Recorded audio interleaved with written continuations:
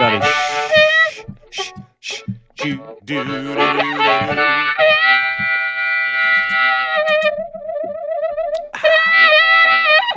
Hi, friends.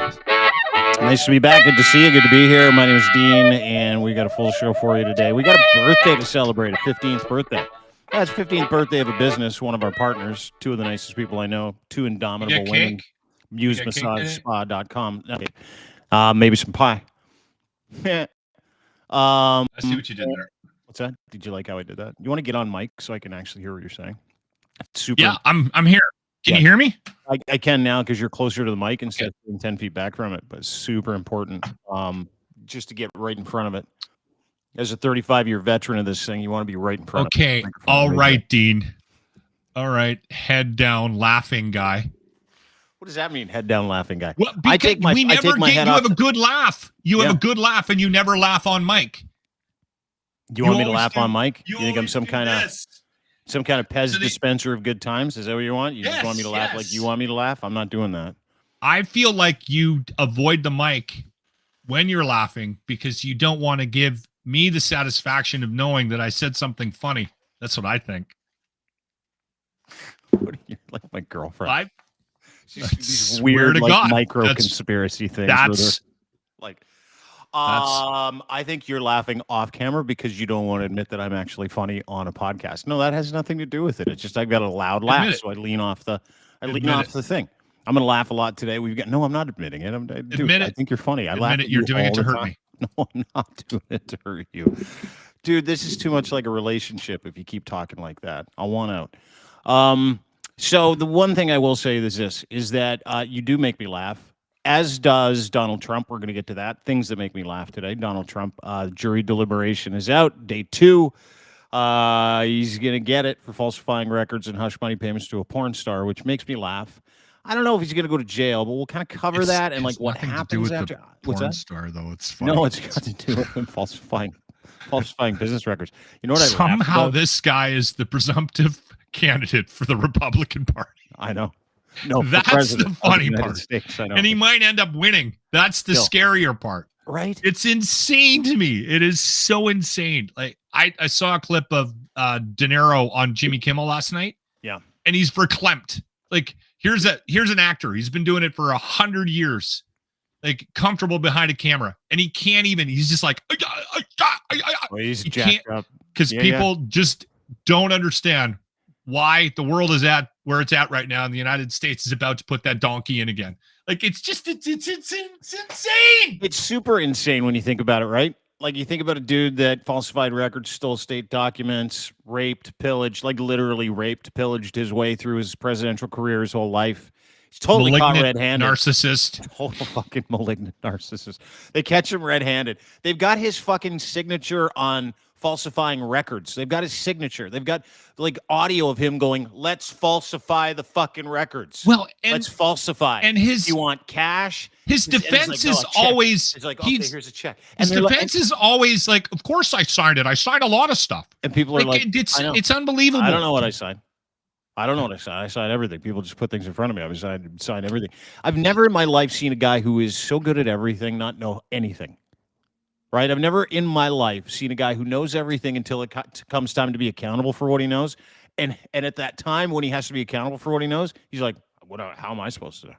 We'll talk more about it because I want I want to know whether or not you think he's going to go to jail. But we should bring our guests in now. Yes, we should. Celebrating 15 years as a business, Muse Massage Spa in Toronto, MuseMassageSpa.com. They've got now a brand new podcast called Muse on the Mic. Thank you for pulling my head out of my content ass and saying, let's get on to the guest.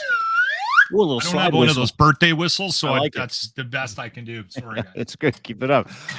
Please welcome back to the program two of my favorite human beings, Riley and Emily from .com, ladies and gentlemen. Here we go. Hi, ladies. How are we? Hello, guys. Congratulations. 15 years, right? 15 years in business. Like it is. Because I was there for day one. But first of all, congratulations. When is the anniversary? Who's going first? Rye, let's go. Our actual anniversary is June 3rd. Yes. So it's coming up. Our grand party that we're throwing this year is on the 6th, Thursday the 6th. So it's all day, open to close, 9 a.m. to midnight. All the ladies are on staff. We've got raffles, prizes, contests. It's a great time, and it's free door fees all day for all the gentlemen. What does that mean? What does free door fees mean? Like you don't have to pay at the door? You just Careful. You don't have to pay our portion of things. So we don't make money that day. That's our appreciation and gift back to our customers. Oh, door fees. Yes. Okay. I Like thought door fee was something weird, right? So the price includes our portion as well as the girls. So we just waive our end of things that day. You waive your door fee, do you? Can we just take a second and Do I have to get into a certain position to get that door fee? Like, what is it? Listen, you're the yoga pro now. There's lots of Right. positions. so fucked. That's so Does it fucked. involve that a you- tongue? No, it doesn't. A door fee. Door fee. It's not a door fee. Door fee. You don't get a Door Like a door. cover charge. Yeah, you fee, get not a door fee. The nude reverse is 210. The door I went to fee's Muse. I got 250. door feed. It was awesome. The more you guys say the word, it sounds so terrible. It should be like a cover charge, but Yeah, door yeah. fee. Yeah, door fee, cover charge. That's what it is. Mhm. If you said cover charge, you wouldn't have confused my very good friend Lochlin with the word door fee, where he thought it was like a You piqued my Cincinnati interest. backhander. Yeah, Door it piques fee. my interest. Door fee. Is that like the Cleveland steamer, Dean? That's what he was. That's what was Do I coming have up to get next. into Happy Baby for this? No, you don't. You don't. Well, listen. Can I bring up something? I Yeah, sure. hate to sidetrack this, but this No, you is don't. weird. You fucking love it. June 3rd is Yeah. the anniversary of my little buddy's the first time he was 42. He's a little person, and it comes up on my calendar every year. And so the fact that you guys have your anniversary on that day, and I desperately want to send him to Toronto to your spa. Yay. He's a little person. Maybe I'll send him. You know what? Maybe I'll send him on the anniversary of when he got laid, because it's his 50th this year. That's You a good should. idea. I've got a plan. Let me write that down. Do you have any I've little? seen him on your Instagram. He's adorable. He is Yeah, Jimmy. He's super And cute. June 3rd, I don't know if that's gonna stick with me for the rest of my life. That because he was 42. It took him a while to get there. That's friendship right there. Yeah, it's something all right. Okay, so Muse Massage Spa 15, June 3rd, June 6th is the big day. No door fees. Door fees, by the way. No cover charge for the fellas. But I want to ask you a couple questions because, like, I was there day one-ish, right? Where you showed up to the radio station. We've covered this in the podcast. But what kind of fucking journey has it been for you two? Because you're both very successful entrepreneurs. You're also very good friends. You also used to work in the industry. I don't know who wants to go first, but I know the origin story of Muse, and we're talking unlicensed, above a laundromat, like you've heard the stories before. And now you guys are like a full-on tax-paying member of the Chamber of fucking Commerce business. Oh, really? Yeah. Awesome. Yeah. Go on. That was a summary. I love that. You know what? From humble beginnings, right? And sometimes that's the best of stories, and yet the bumpiest road. And you know, we've come to embrace all of our challenges for sure. But you know what? It was accumulation of basically my experience in the industry and then conversations with customers and friends, and we knew there was something missing in the industry. And when we decided to open the biz, there was revolt across the entire industry. Every other owner, and then a few in particular, just really took a target to us, and their mission was to let us not succeed. And they spent a lot of time and money up until this very day to try to hinder us, stop us, mess with us, fuck with us, whatever they could. And you know what? It only made us stronger. It only made us better friends. And I feel like, I don't want to say we're ever invincible because I wouldn't want to tempt fate, but it takes a lot to rattle us these days because we kind of been through all just the shitty parts. It's nice to get to the celebratory side. Do you think it has anything to do? I mean, obviously, we're dealing with an industry that, I mean, we know what the industry is, right? You guys are licensed, you're legal, but Mhm. so it makes no sense to me that the other businesses would come after you. Do you think it has, because you'd think they'd celebrate where you guys are at because you're kind of opening the door for the possibility of legitimizing their business. Yeah, the industry. Yeah. But do you think it has more to do with the fact that you guys are women? I think partly. There's a lot of spas that are owned by women in terms of the facade. They're not truly owned by women. They're just, the woman is face forward. I think we're a bit loud when we came out. I think we changed a really stale industry. And I mean, as exciting as the industry is, and it is, it's a lot of fun. It's a lot of orgasms. It's the same thing over and over for decades. And we came in and we stirred the pot. We changed the way we were doing things, which inevitably made them change the way they were doing things. And change is uncomfortable. So I think they benefited in the long run from our innovation, but I think it wasn't the most comfortable experience for them. Yeah, well, because you talk about it continuing to this day, something that we deal with all the time, and we're going to talk about this publicly, is that, our YouTube channel got dinged and suspended for 2 weeks because we're partners. We talk about things in your business on the actual podcast. Emily, we had to chase down your Twitter handle because that got punked, and it was this mass complainant. It was like a ton of people complaining, and we did a little research into it, and it was just you. It wasn't me. It wasn't anybody else. It had to do with you.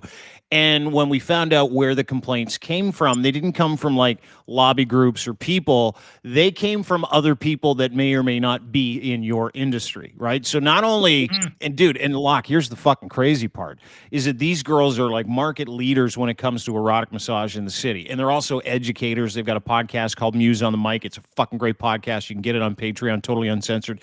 And they're advocates. And they want to work with other competitors in the city, but it's literally... And Em, I could be wrong. Like the body rub industry in this city specifically is like the tow truck industry. It's like legitimately mobs of different groups of people. And you are two of like the shining stars in your industry that do things not just above board, but you've got a shop. You give people experiences. You do themes. You treat people well. You're not just hustling people in to get a load into a sock and then send them on their way, right? Like it's very, very different. Yeah, to get Dorfies. The word of the day. It's absolutely true, and I think that that's actually the thing that pisses them off the most. I've always believed, as we've kind of analyzed these weird conflicts with this coalition of particular owners on this mission to mess with us, they cannot stand that we are hot, smart, and nice. It's like unfathomable. And I'm sure a lot of that goes to stigma. I mean, some people could just look at me and say, oh, well, she was once a sex worker, so what the fuck does she know? I think a lot of sex workers are already stigmatized to assume they are stupid. But we both come from corporate backgrounds and had careers before opening Muse. And so we were able to take all that knowledge and my experience of friends, and put it all together and come up with something better.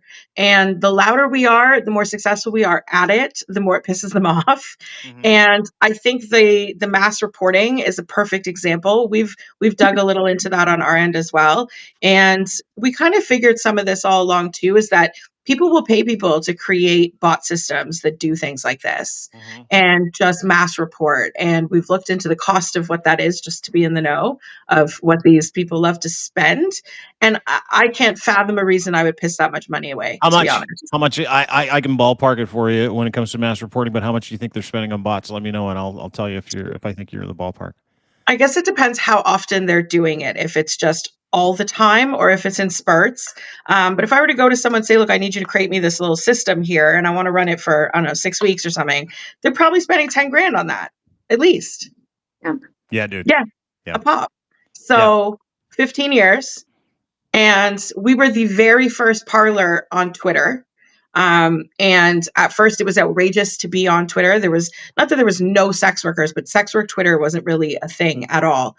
And we were also the first where our staff started joining Twitter, and they're actually operated by their individual accounts. We don't make their accounts for them. It's not some dummy account or a manager at front desk just tweeting, come see me today, or anything like that. And we just kind of took over, and the reporting started from there. And it's been continuous for 13 years now? Do that math. Yeah. Yeah, dude. And that's just one aspect of the things that they do to us. What's the other one? What else do they do? Well, I mean, in the past, they tried to stop us from getting licensed.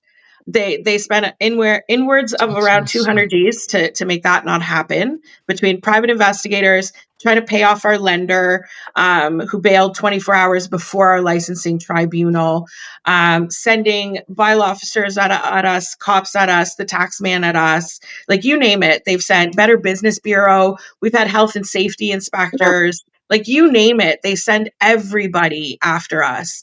And we're clean as a whistle. I'll say that from the rooftops, and that's why we're still here. But it gets to the point where building inspectors will not take reports about us because it's been so abused from these people doing this reporting that they're just like, Starting to backfire. they don't even deal with us. As we've learned from some of the platforms where the podcast is, there's officially now a note on our accounts that like, hey, this is an issue with these people. Take note before reacting. And it's something that our bylaw officers, because they're kind of a local team, they're aware of. It's just constant, and it's annoying, and yet kind of we must be doing something right. And that was hard to digest the first few years for sure. Now it makes us a little cocky, but Are still you agreement. guys? Can you give us a sense of how you and which one of you is better at staying positive than the other? I'll ask that. Is it hard to jump into the cesspool with them? Because it sounds like your strategy is to try to take the high road on this. Yeah, we definitely are firm believers in karma. So we just don't allow ourselves. And trust me, I've thought many nights the things I want to do, and have access to do so. But we just don't. I don't feel putting that energy back out there is beneficial for Muse or for us personally. Oh my God, you and I are Yeah. very Dude, and it's been simpatico, like Riley. it's been nonstop. It's been nonstop. Like I've talked to M. I'll get a phone call or an email going, "Oh, I lost my account. Can you get it back?" And I'm like, "Okay, we're working on it." And we spent like at one point I spent like 2 days with Chris, who's our head of production, trying to figure out. And it wasn't just their Twitter account that was dormied, right? We got a note from our podcast host. They're like, "Okay, the podcast's been delisted." I'm like, "What the fuck? It's a heavily censored podcast. Like you can get the uncensored version of what these ladies do, which is absolutely fucking entertaining. And if anybody needs a great podcast where you want to feel a little bit risque, you want to feel a little dangerous, you want to learn a bit, you want to advocate, you want to learn about the industry, Muse on the Mic Patreon, What's Muse a on the Mic Dorfy? YouTube. They covered Dorfies in episode 7. Feels great. Looks a lot like a Cincinnati bow tie, but it's easier to say. No, but if you want advocates and you want people who literally take their job very, very seriously, which is really one of the impressive parts about both of you guys, is that you would think as people who came from the sex work industry and became entrepreneurs, you guys are just kind of flying by the seat of your pants. But we do significant business with these two ladies, and I can tell you this, Emily, one of the most impressive parts about both of you guys is how on it you are. Like you're business people before you came from any industry. You have turned into entrepreneurs. You're both two of the smartest people I know, but it still has to trigger that old resentment bone in your body, as Riley said, when you're sitting there at night going, "What could I do to Purple Lotus massage next week?" We didn't get an answer. Who's more positive? Right, I can take that one. I would say it really is dependent on what's going on. I think it flips back and forth. Can I guess? I think as a general, I'd say Emily. Like as an overall answer, Emily. But there's times where I need to step into that role. And I think it's when you're in a partnership the way we are, and it's such an intimate friendship and business relationship that you know your partner. And I know when she's low, I've got to step up. There's no space for me to be in that same feeling and vice versa. And it's something we rely so heavily on is just that balance of the other person will have me. They'll get what needs to be done. What's Very been true. the best part of working together? Like obviously you two have been friends for a very, very long time, but what have Pillow you fights. learned? Other than the white t-shirt pillow fights. There you go, Locke. You gotta get that one in there. Other than the pillow fights, what's it like, and what have you learned about being each other's partners? Oh, she's just the best human being I've ever known in the entire world. And I mean, I take a bullet for Riley, and she knows that. we have such a unique friendship. And I think the most amazing part, and it still amazes me constantly, is how we balance both work and personal. And I credit often that to us having a dual identity. We have aliases to protect ourselves in the industry. And even in one conversation, we switch back and forth between names just to make sure that everything's organized. But I don't want to give so much credit to just the fact that we have dual names. Lots of people have, a stage name. And I think it formed good habits for us right from the start on how to separate. We fell into our individual roles and strengths just completely organically. We've never had to have a meeting about like delegating or like split divide of labor. We just yin and yang so perfectly. And I think it's because our similarities are very similar and our differences are just very equal in terms of like the imbalance. So it always seems to just level out. It's amazing. Even as we've grown and evolved as women over the past 15 years, somehow that balance still maintains, even though it recalibrates. Has your perspective of the job that you do changed over the years? Obviously, when you start, sex work is what it is, right? A lot of people get into it because options, interests, those things. But, to go from being in the industry to being an owner in the industry, has your perception of the industry changed over time? I'd say, yeah, Riley. I think I feel yeah, more of an it is. advocacy. Yeah. I mean, I think it started as, two girls with a dollar and a dream. And once we realized, okay, we're here to stay, we're going to be in this industry. And like we've spoke about on our podcast, if you guys don't know, there's 25 licensed body rub parlors that we hold one of the licenses. And I thank God that we do, because I think the industry needs Muse. And, obviously my opinion is biased, but we have a place here. And I think if we're going to be here, what can we do with that role? And that's kind of the evolution of us and Muse. And I mean, there's an aspect that's completely financial. This is our livelihood and we support our families. And then there's an aspect of what can we do on this platform? How can we help the women and the gentlemen and change the industry? Was that always the interesting thing about this industry is the perception is changing, and I don't know when that started, but I do know that in Edmonton and in because it's by city, right? Em? Yeah.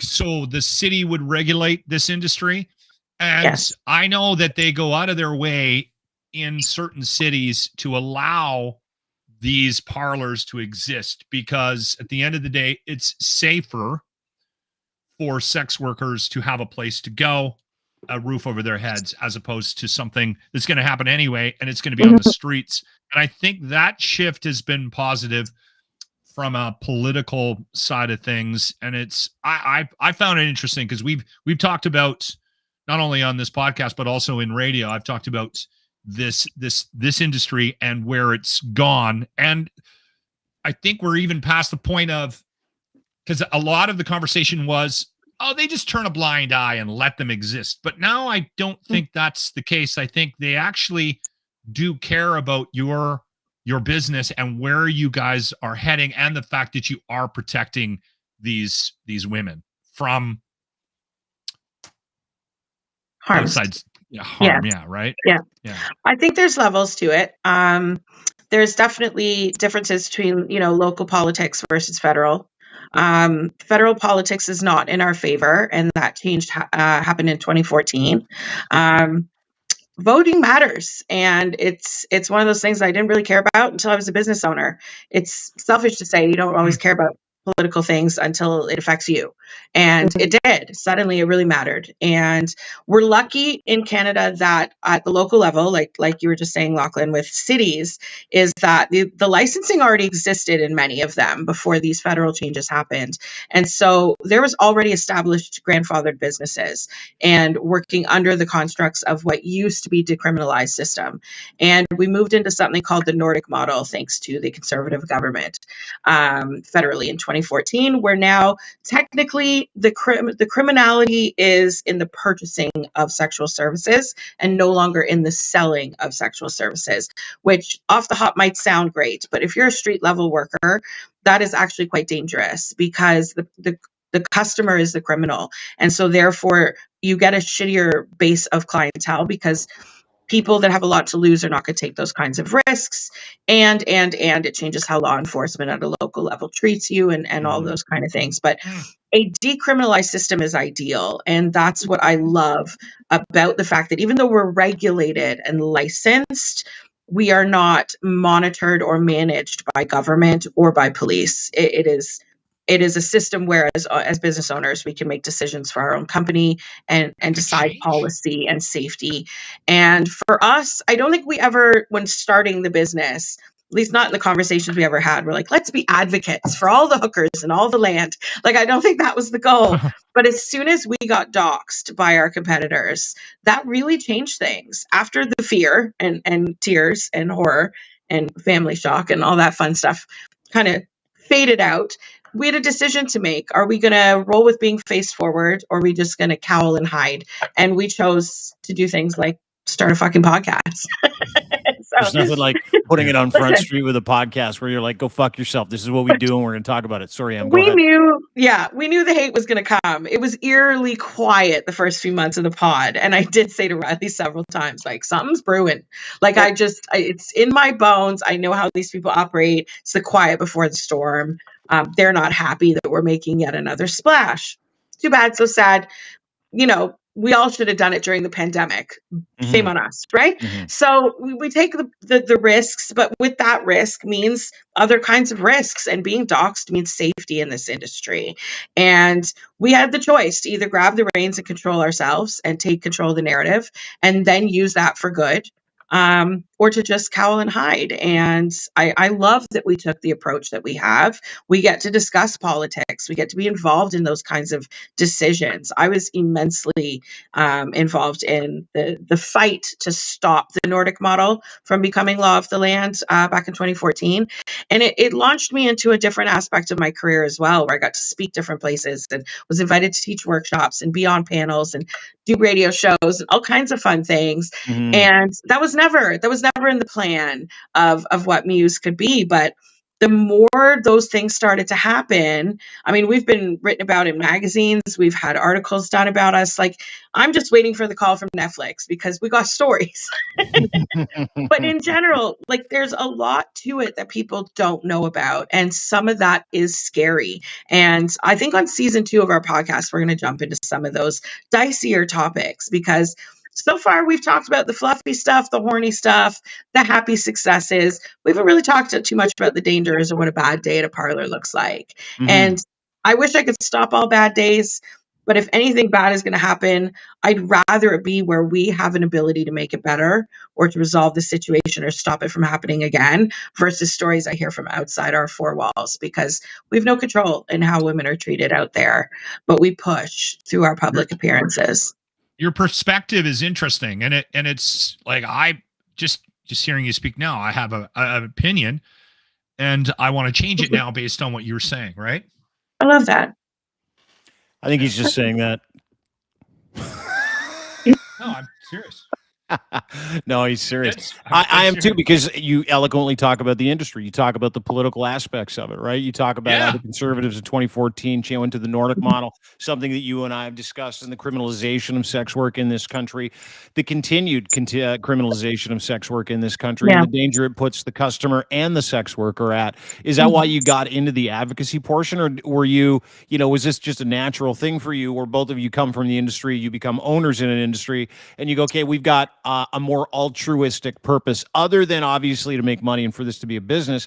Because that's a real theme behind your podcasts. You talk a lot about, you advocate for everything from kink to sex workers, to safety for sex workers, to insurance for sex workers. But the advocacy part is really, really strong in your podcast, ladies. Is that why? And where does that courage comes from to be face forward? Because man, oh man, I remember the article when, so advocacy, where does that courage come from? Because I remember the article when Riley was in the Toronto Sun, and it was a picture of her, and it's like, this person's real name, and she runs Muse. And I remember opening it up at work one morning going, oh my God. But it's still a legal business, but they still came for you, right? So again, back to that courage. Where does the courage come from, and why did you decide to pivot to advocacy as much as you have?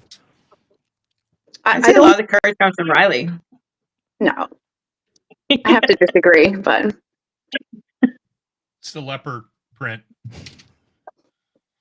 I don't think being advocates in the industry was the intention at all. I think Emily has certainly stepped into that role a little louder than I have, and she enjoys public speaking. She's extremely intelligent, which you guys know. So I think she's fallen into that role. That certainly wasn't our goal in opening Muse, but she's embraced it and she's amazing at it. So I always kind of tip my hat to Emily because she's fantastic. Look at that. Look at that. I love you. Look at There's that. a certain amount of normalization that I think needs to occur from the perspective of what you guys deal with on a day-to-day basis. And I wonder if you've noticed a difference, a change in how the customer views you.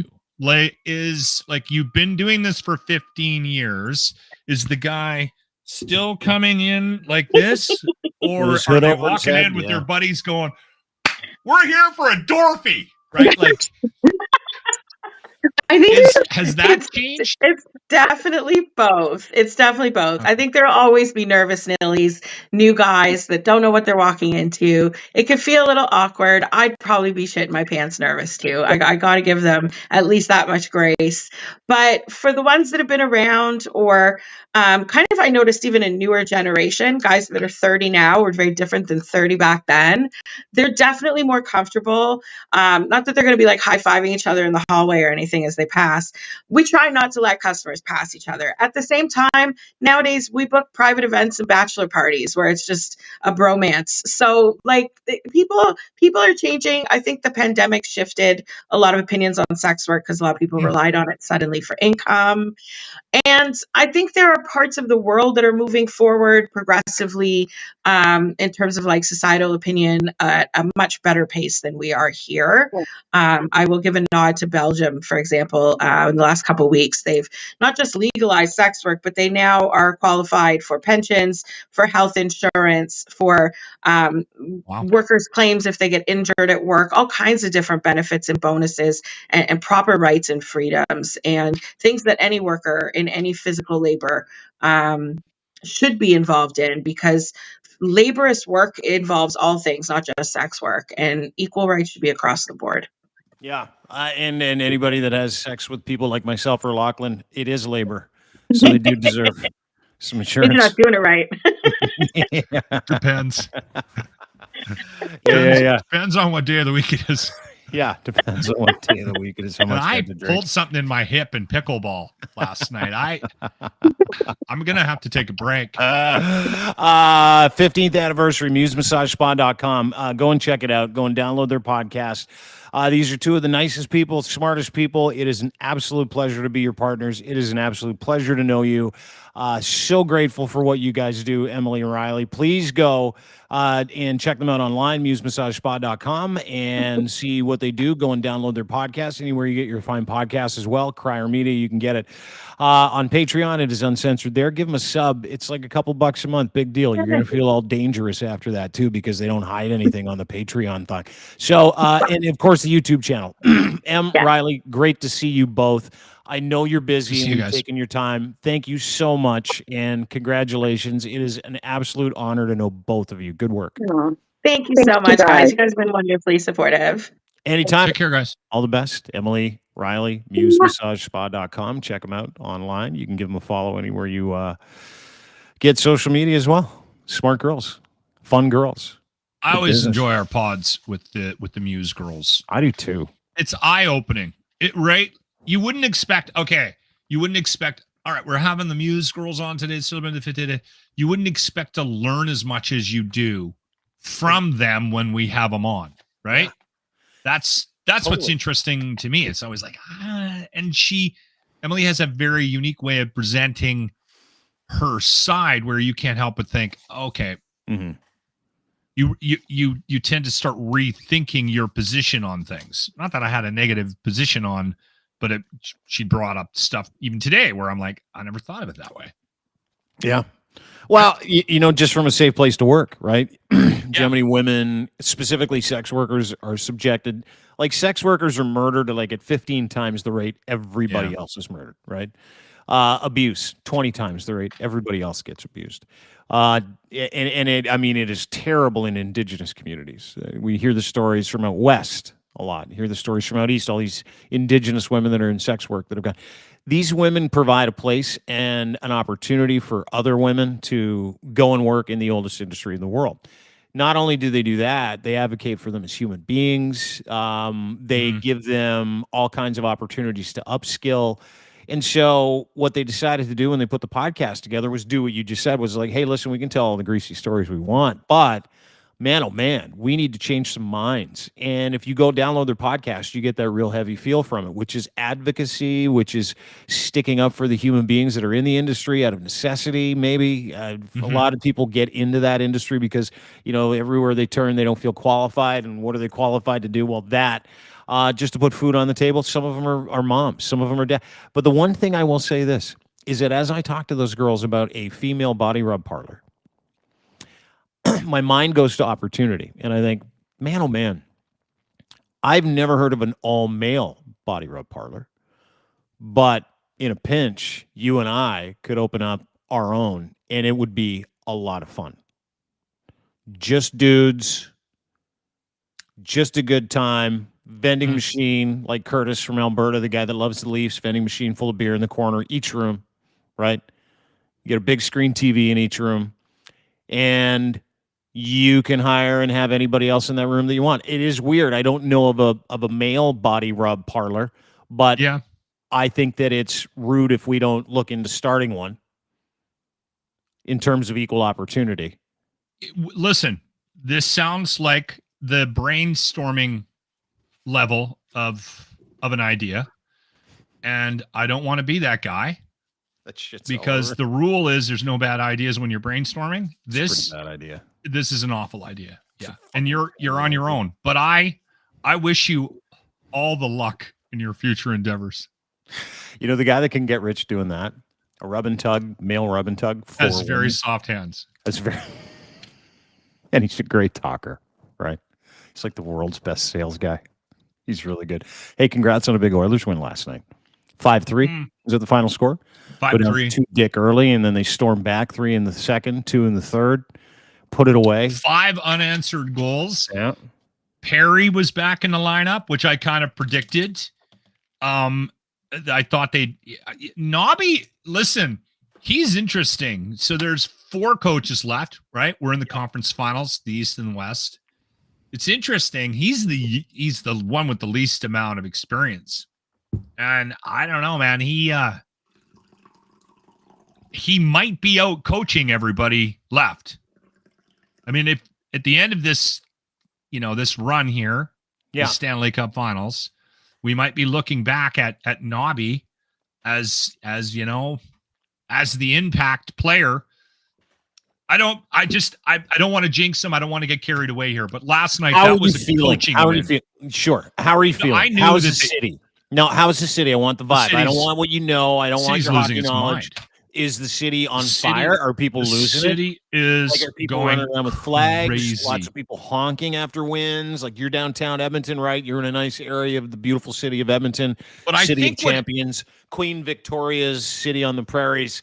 But is the city on fire like, Toronto would be if the World Cup was out, where it's like, depending on what time the game's over, honk, honk, honk, honk, honk, people riding up and down the streets, go Oilers, go Oilers. Because I miss that. We don't get to do that a lot in Toronto, as you know. Not a lot of pride here. Well, it's Canada's team. You can jump on the bandwagon if you want. I feel like it. But are people stoked? Is there a belief? Does it feel different this time? Walk me through it, because I want to know. I'm jealous.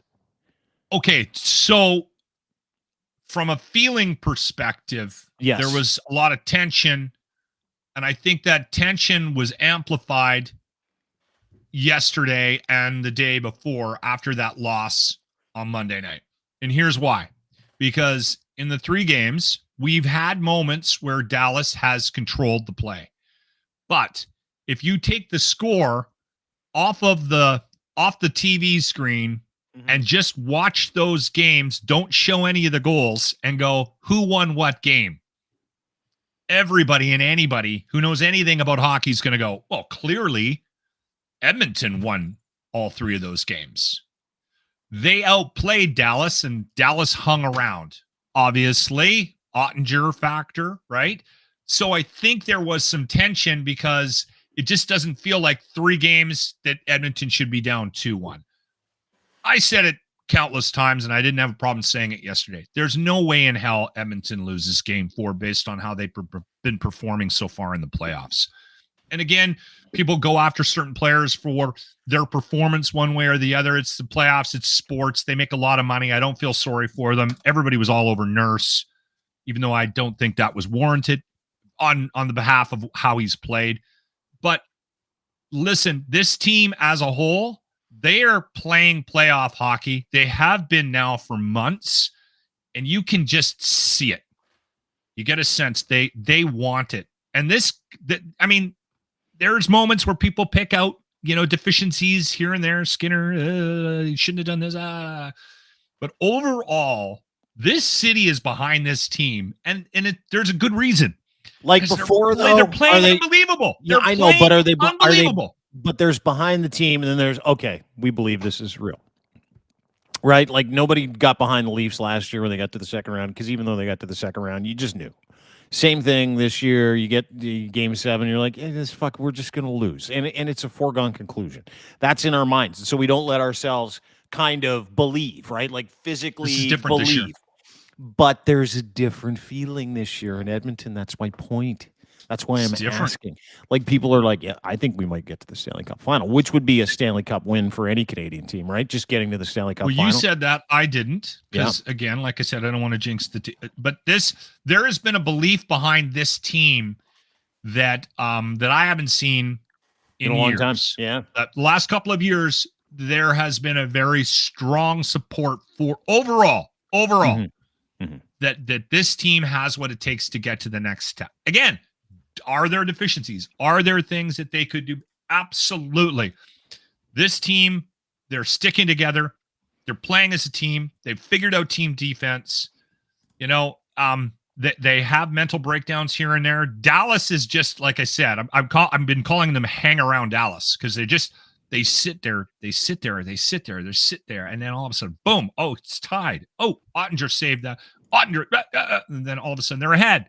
It's been a tough series to watch, but there's still a belief that the Oilers are going to make a go of it here.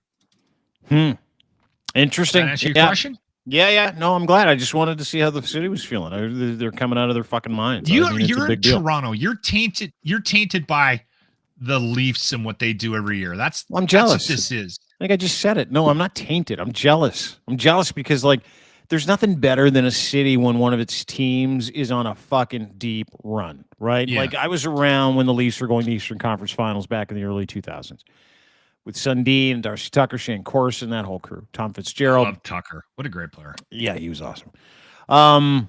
And I'm jealous. I think everybody is, right? You got a Canadian team that's in it. Thank God it's the Oilers. It's really easy for me to go from the Leafs to the Oilers. It'd be very difficult for me to go from the Leafs to the Habs if they were still in it, or any other team in the league.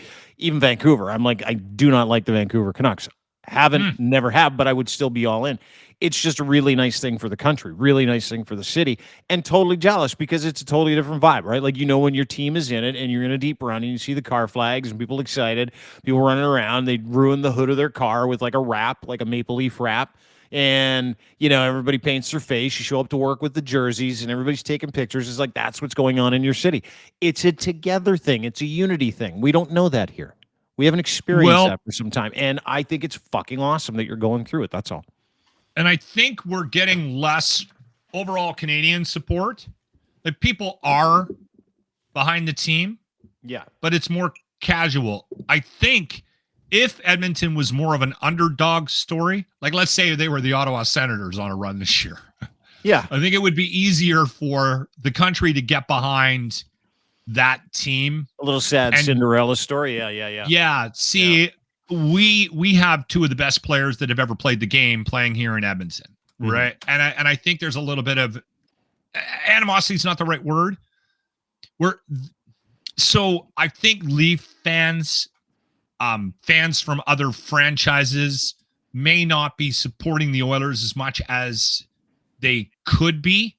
And it's not like this big Canadian movement to cheer on the Oilers to the Stanley Cup. But maybe that'll change if they do get past Dallas and they end up playing for the Cup, 7 games for the Cup. But I don't know. Are you getting the sense that the rest of the country is all of it's like on the bandwagon and we're going?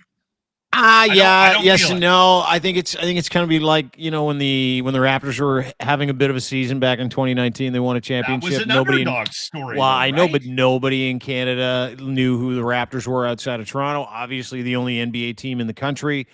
And you got into it like in the conference finals and in the NBA finals. That's when everybody got into it. That's when the country was like, okay, I can buy into this. I'm going to watch this one of Canada's We need teams. to get to the next step. Yeah. Hasn't happened 23 years. But yeah, you get out of round 3 and into a Stanley Cup final. I think you're going to see a bunch of people really come out and support the team. I think you're going to see Canada really get behind it. As much as I hate the Habs run when they beat the Leafs. Yeah. That final lost. Yeah. Like the country seemed to get on board a little bit more. And maybe I'm wrong. Maybe I'm too engrossed in what's happening in Edmonton and I'm not seeing what's happening with the rest of the country. But no, there's nothing going on in the rest of the country. Canucks are out. Canada, Edmonton's the only team left. They get all our support. And speaking of support, I've always understood people that paint their face, people that show up and cry when their team loses, right? Like I've always understood that. Tears when your team loses, tears of joy when your team wins. That's the level of support that we see for politics now. And I don't know if you're watching jury deliberations in the Trump trial down in the United States of America, which is a absolute shit show right now. As you know, he's falsifying records, and he's got this big trial because he paid off Stormy Daniels. Not only did he falsify records, this is significant for a couple of reasons. One is he's legitimately the Republican nominee for fucking president of the United States of America. Which is insane to me. That's unbelievable. There's down to 2 guys, him and Joe Biden, and he's the guy. So, and he's also the former president of the United States. And he's about to get convicted of falsifying records for having sex with a porn star and paying her off. Yeah, I think he's going to get convicted. He's charged with 34 counts. Everything from falsifying records, fraud, elections violations, et cetera, et cetera. It's a Stormy Daniels thing. Of course, they spent 6 weeks doing this. Jury deliberations go out yesterday, and they continue today, and everybody's in a lather. Everybody's excited, but everybody's also now talking, right? And I'll get to that in just a second because people now see this guy as vulnerable, right? They think that he's going to get convicted. That is the overriding concern right now for a lot of people. They say, yes, he's going to be convicted of some of the 34 charges of falsifying records. But I know you all hate him. I can't fucking stand the guy either.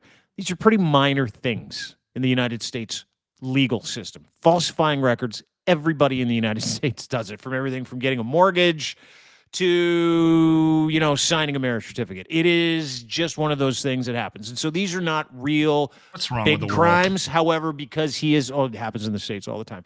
Because he's the president of the United States, it's a big deal. And everybody wants him to get charged with a crime, and they want him to be a criminal because there's this myth out there that if you are a criminal or have a criminal record, you cannot run for office. That is not true. He can not only still run for office, even if he's convicted, and even if, which I don't think he will, gets a jail sentence, you can legitimately run for office from prison. See the United States guy down in Texas who's killed his wife, murdered his wife who had cancer, and he won the GOP nomination for Texas Senate from a jail cell after getting convicted of killing his wife who had cancer. Legitimately. So it's not like this is going to impede his progress to become the president. However, something with the January 6th hearings that are next. Yes. If he gets charged with sedition, that precludes him. That could eliminate him from running for office. Yes. But that trial might not ever happen. So I don't know you're right. I don't know what the difference is between the two, but there is a level of being charged or being a criminal in the States where it does actually eliminate you from your ability to run for office. And if you tried to put together a coup, or you're convicted of sedition, or Yeah. treason, yes, you are precluded for running for office. This is not that, though. This is, he paid This a is porn different, star yeah. 130 grand. And apparently the judge, Juan Mershon is his name. He sent the jury back yesterday, gave him some transcripts. They asked for a couple of other items when the jury started to deliberate, which was weird. Every legal pundit out there is now saying today that what the jury asked for were transcripts from David Pecker, by the way, still the best name in the whole trial, and Michael Cohen, and their specific collaring of Donald Trump as the guy, the mastermind, the dude. And then they asked for a charge, and the charge was what the judge in the case told them to do when they deliberate. He charged the jury with doing things a certain way, and it has to be unanimous, but not all the convictions do. And so now the jury is looking at every single one of these charges. And from my understanding from everybody that has weighed in on it is that of the 34 charges, there will be a bunch he is guilty of. They do not expect him to serve any time. They do not expect him to serve any time from this, but they believe that is still a distinct possibility because it is the judge's discretion to deliver the sentencing after the jury delivers a conviction of guilty or not guilty. So it's up to the judge. And the judge, in this case, fucking hates the guy. So we'll see. I don't I expect think him to go to everybody jail, in but New it's gonna York be hates him. So that's incredibly one sort of interesting angle here is that this is in New York, and like Robert De Niro, we played a clip of him yesterday, and you've seen he's on a campaign trail right now to discredit Trump, which is odd. I don't know if that's going to actually benefit the Dems, but whatever. But two things from my observation of this case, because you can't help but catch glimpses, and if you watch any news at all, it's dominating the news cycle right now. Oh, it's huge. But two things. One for me with this case that just has become very evident is that I should never, ever, ever be asked to serve on a jury. I would be in the jury room going, The fuck are you people I'd be in the doing? jury room going, what are our options here? How fast can we get out of here? Because I've already decided. Like, do we need to continue on with the trial? Do you know what's really funny? Hey, raise your hands if everyone just wants to go guilty right now. I'd even be willing to like talk about the possibility of a death penalty here. Yeah. Like, is that a thing? Can we do that right now? Yeah. Because you know what? Like, listen, the new Deadpool's coming out soon, and I don't want to miss that in theaters. You know what was really funny is I was listening to these two pundits, these two talking heads talk about it, including his former lawyer, this guy named Ty Cobb. And Aaron Burnett was like, okay, so when do you expect this trial to be over? When do you expect the jury to deliver a verdict against the president of the United States, which might send him to jail? And the dude's like, probably by Friday, because these people want to get a head start on the weekend. And he was fucking serious. Like, he was like, the jurors don't like sitting through the weekend, so they probably want to go to the RV park. Episode 4 of Welcome to Wrexham's out, and I want off this thing right now. I got guilty on all 34 charges.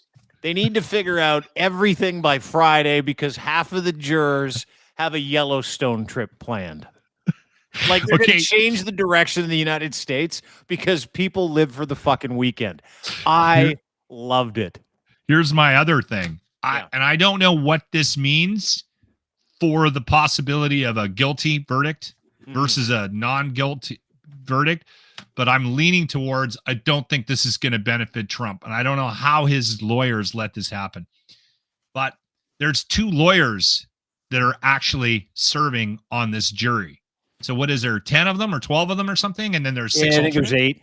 If I'm not mistaken, 8 to 10. It doesn't matter what the numbers are. 2 of them are like practicing lawyers. Yeah. So I think what's interesting about that is you've got 2 people that know how the law works. Yeah. Right. And they understand the minutia of what it is they're hearing in the testimony and how it's being delivered. So those 2 guys, and take out any, like, whether or not they like Trump or don't like Trump, are going to put pressure on the other jurors to figure do it the out. job properly. Yeah. Is that fair to say?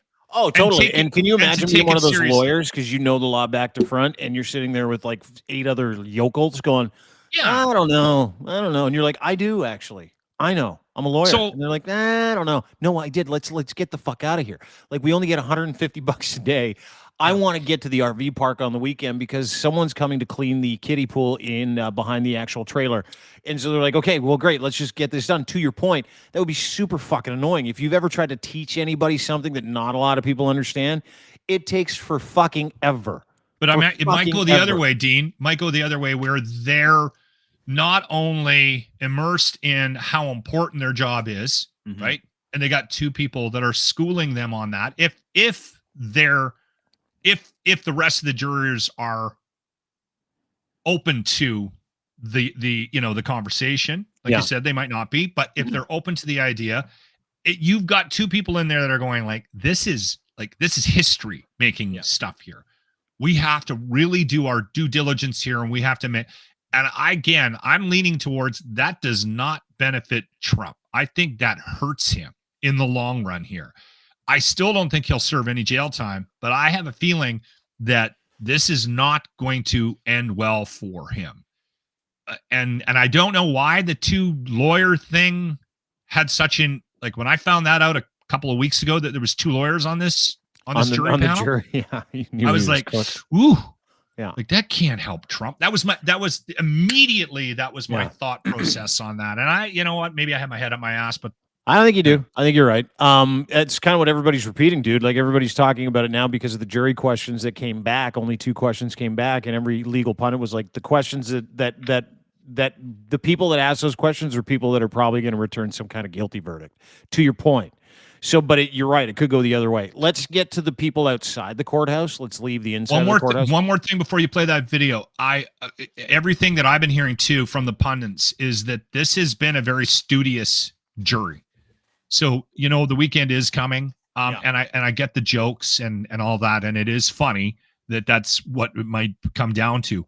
But I have a feeling that this group is going to take their time with this. I don't think we're going to hear anything before the end of the week.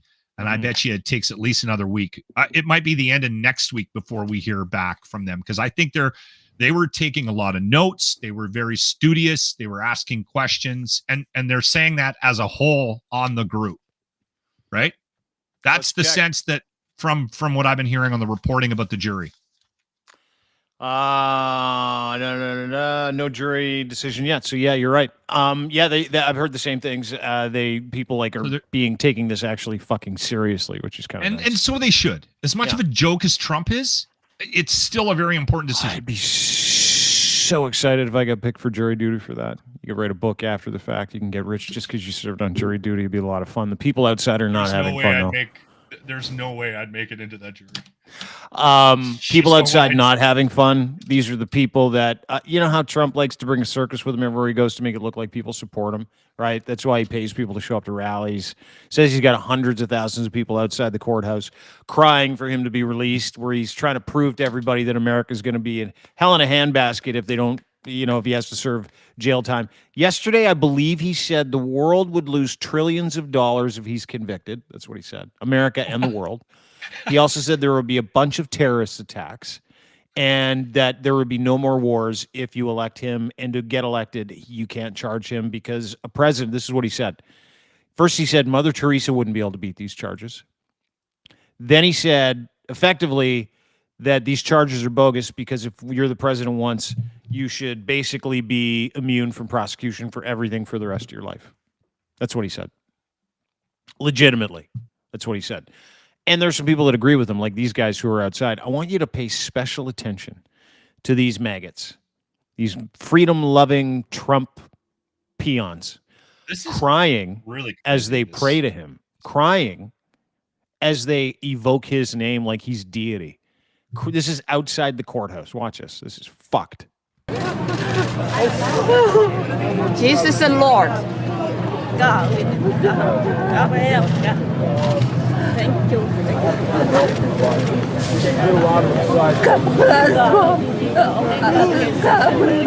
Bible, Holy Bible is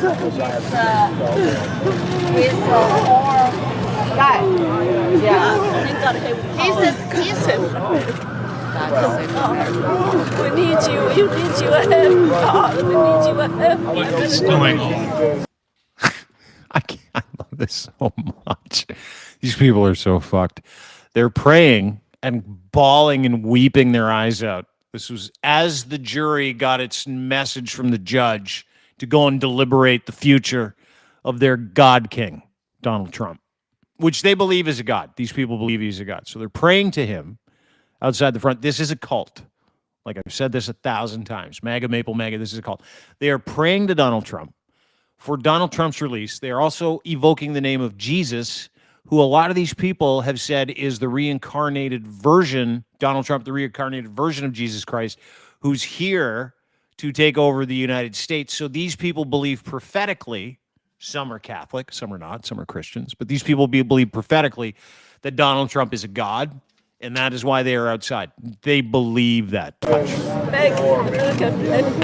She's crying, bawling. This other woman, bawling. Trump 2024, bawling. I don't hate the bucket hat. Yeah, it's a pretty decent bucket hat. It's better than the Tilly hat.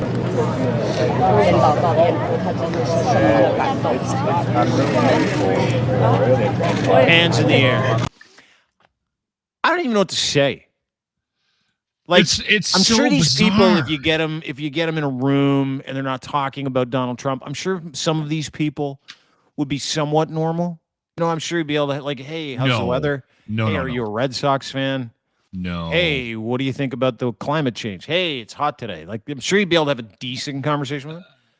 No, you're very wrong. But there. someone who counts Donald Trump to be some kind of god, enough that they show up to a courthouse in New York for all of his trials, including the ones he was just convicted of, $500 million, by the way, for raping E. Jean Carroll and then lying about it for a few months after the fact. And then, of course, this one. Then, of course, he's got his other. They're literally of the mindset that he's the chosen one. And they're willing to do anything. They don't even know the guy. And by the way, he hates all of them. All of those people that you saw were women of color. He hates women of color. Absolutely hates people of color. And to the point where Bill Pruitt, who is the Apprentice producer, his NDA just kind of relaxed. I don't know if you've seen that. Have you seen reports on Bill Pruitt? Was that the one that had to like change his diapers or something like that? No, that was Keith Schiller. He was his body man. He used to change Trump's diaper. Anyway, Bill Pruitt just wrote an article for Slate Magazine because his NDA is working on his time working on The Apprentice, which, by the way, came with a $5 million fine and jail time if you broached it.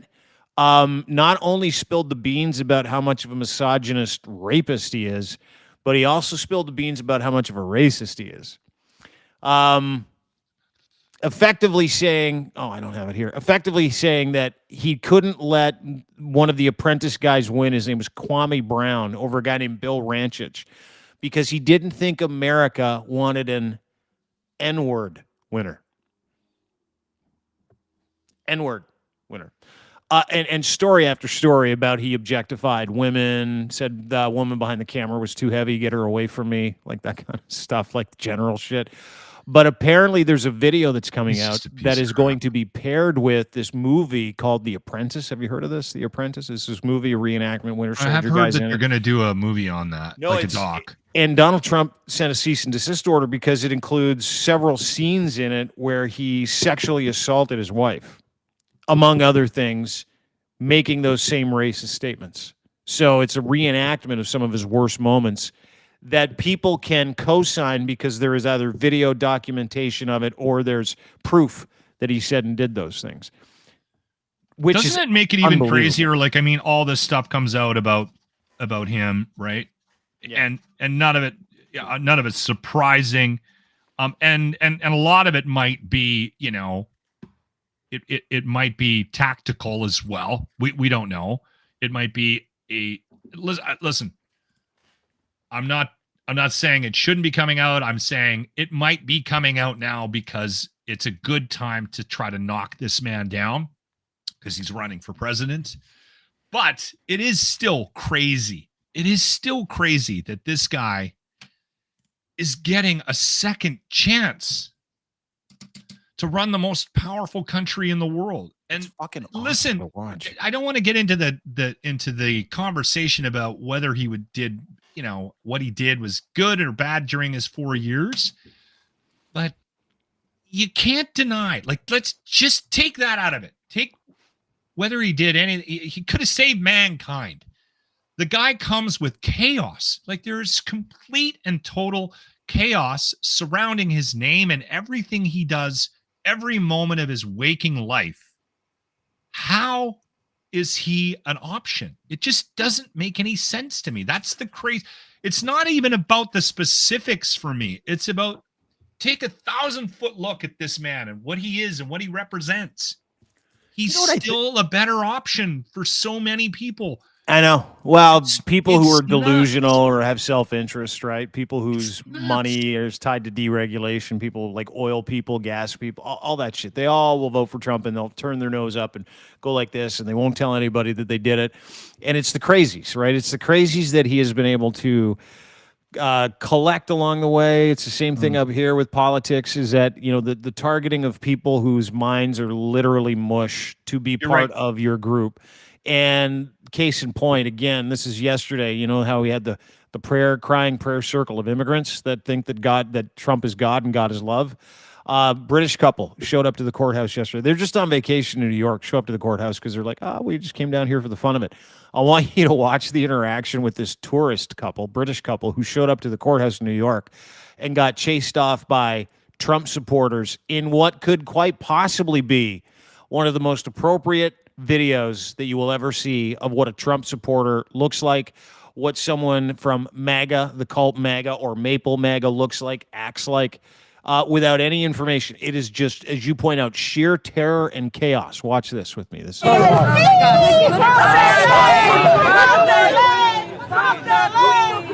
disgusting, aren't they? What disgusting people. What do you think about the response that happened? You were having a conversation with them. Well, we were actually here purely for entertainment value. We're from England. Keep going, Joe. Oh, God. Take your team. Get the fuck out of my car. We got it. Fuck the queen. Fuck the king. Fucking cunt. She's leaving. Just stop. Fuck out of here. Burn in hell, you liberal fuck. Alright, bro, she's out. And we enjoy watching Trump on the TV, and we cannot. John! he wants to get the fuck out. He's like, listen, these people are too crazy. These people are too crazy. Dude, I can't imagine I don't get the meltdown in MAGA land if the dude gets convicted. Like, because they're not going to look into the fact that he's probably not going to serve any jail time. They'll just start offing themselves. That's how into this guy they are, which is fucking incredible when you think about it, because it's a religion. MAGA is a religion at this point. Cult religion, but it's a religion. It literally is. These guys think that if he doesn't get elected, and there are people that think the same thing up here in Canada, if Trudeau doesn't get elected, if Poilievre doesn't get elected, life is just not worth living. Or that the, as much as I support the idea that we need to make a change, I'm terrified about the option. But I'm also comfortable, and you and I share this, that even with the guy we have, yes, he's had an impact. Yes, I don't like him. Yes, blah, blah, blah. Yes, I think he needs to go away, do something else. And yes, I don't like the next guy. I'm probably going to have lots of issues with what he does. Still, the overall impact on my day-to-day, because I don't allow it to have as much of an impact, is minimal, right? Mm-hmm. Down in the States, I can't make a comparison between how much impact a president has versus a prime minister in Canada. But at the end of the day, how much are they able to do? How much is that one guy? That's why I find it funny when people are like literally think that this man is controlling what I'm saying on my radio show, right? When I have a liberal comment, even though I'm probably more right wing than I am left wing. But literally we had people saying, oh, So you're just following the script of Justin Trudeau. And I'm like, yeah, as a matter of fact, he sends a fax on our talking points every day, right? And it's amazing that there's people out there that take it that seriously, like you said, that their day is, but it works both ways. Dude, if Trump loses, a lot of people are going to kill themselves. You Like, think so? I don't know. I really do. Like, I talked to someone the other day about if Pierre Poilievre wins. And there's like, if he wins, I will be ecstatic.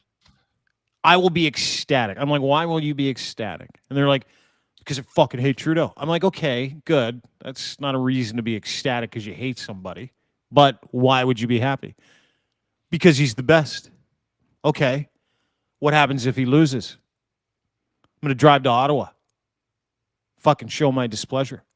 I'm like, I think over a nerd, that, over a it's easy to political say. nerd, you're over a ruler. You're gonna, because you got the wrong rule. Like, you literally, and this is the fucking crazy part. We're electing rulers, people that tell us what to do, people that can manage our lives, people that can lock us down, people that can do those things, and you have voters, human beings that are like, yeah, that's my guy. So much so that I'll paint my face and give him my money. I love that nerd. I love that guy's politics. Why? Because I hate the other guy. It is really easy for me to see what the problem is here, and it's stupidity above all else. And you know that, and I know that. But, dude, it is like what we just watched is not stupidity. It's fucking dangerous shit. Like, when you're that angry. See, that's that a crazy thing. That sad. Like, you're crazy. Where I think you can separate this a little bit and have a more reasonable conversation. And I saw it. We saw it a bit when Trump won the first time. I mean, I remember hearing, I'm moving. Like, and I hear it in Canada too. If Justin wins again, I'm leaving. I'm going to the United States. Are you? You're going to sell everything and go to the US. Like, are you that serious about it? So I think there is a level of mental illness for some of his followers that you've touched on. But I think if you take it out of that conversation, you just have it. I remember, I'll use an example, and I don't know this man. I've never been in a room with him, but I've listened to his podcast for years. Mark Maron was going. He became unlistenable at some point because he was so over the top about it. He's really calmed down, and he does less politics now. But there was a point where I was like, and on the other side of it was Adam Carolla was like, all right, it's too much. It's too much. He was way, way far right. Just like, I had to turn it off. And for a long time, I couldn't listen to either one of them because one was way too left and the other one was way too right. And I was just like, both of you need to stop. But I remember Mark Maron was like, I'm moving to Canada. That's it. I'm going to Vancouver. But he never did. No, of course he didn't. And I think there's a sense of that with some people that are so upset about how things go, and they have so much contempt for the person that wins or doesn't win that they don't know how to deal with their own emotions. They don't know how to process it.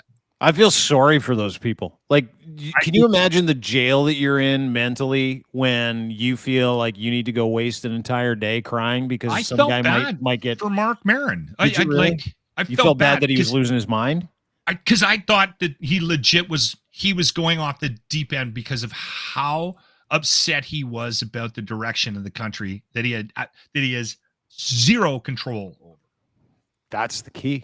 And here's a guy that interviewed Barack Obama. He had one of the biggest podcasts in the last 10, 15 years. Some people consider him the godfather of podcasting, Mark Maron, right? Yeah, he's one of them. He's one of the guys. Yeah. Anyway. Well, you bring up a good point. What happened? When did we get so excited for politics? I catch myself. Give our minds to people. I don't want to be hypocritical, and I am self-aware that I catch myself every once in a while, like getting squirrely. I've been better in the last, I'd say, couple years. But there were moments where I was like losing your mind, getting pulled aside by the wife, going, "Lock, you gotta Stop. Just stop watching it. Just stop. Because I can't have a conversation about this every night with you. You know what's crazy is that I stopped watching the news for probably the last 2-3 months. You've gone down some rabbit holes. I have never felt better. To your point, I was a mess during the pandemic like everybody else. It was all about personal responsibility, trying to keep your family safe. Everybody was militant about it, right? And I get it from the other side, same thing. But, you know, get your fucking mind back, people. Like, sure, it was chaos, all that other stuff. Take your mind back. Don't give it to fucking politicians. Or if you're going to give it to a politician, give it all to them, not just part of your mind. Go all in. Look like one of these freaks. It's the scary part is that these are the kind of people that are be willing to do something very dangerous to other groups of people, right? Not just maggots. You see it all the time from the polls, like the extremes on both sides. Is that those are the people that didn't have the ability to pull their heads out of their ass during that time, right? Like you see it now where everybody's still talking about vaccines and vaccines again with the COVID shit. Stop talking about it. Stop it. Go about your business. If you have a problem with it and you have a problem with how someone else perceives the time that we live in, let them have a problem with it, but let them have the problem. Don't make it yours. These are people that have willingly given away their lives, and I've been trying to figure this out for like years, where you see the freedom movement being what it is, going and spending time with David Parker, who, by the way, is getting his teeth kicked in online. I needed to understand it, and I understand it today. A lot of these people, I don't think I do. A lot of these people are so broken. And here's the thing. You want to invent a religion, which Donald Trump did, right? He invented a cult. He is the grandmaster of MAGA. He is. He has all the email addresses. He tells people time and time again the damage and the harm that will befall them if they don't support him, give him their money, give him their vote, if they don't harass people on his behalf, if they don't go to the fucking, what do they call it? If they don't go to Congress on January the 6th, that the world is going to end. All of your problems will end if you give me all of your support. That is what is actually known in evolutionary psychology as an interpersonal religion. It goes from cult to religion, basically the exact same thing.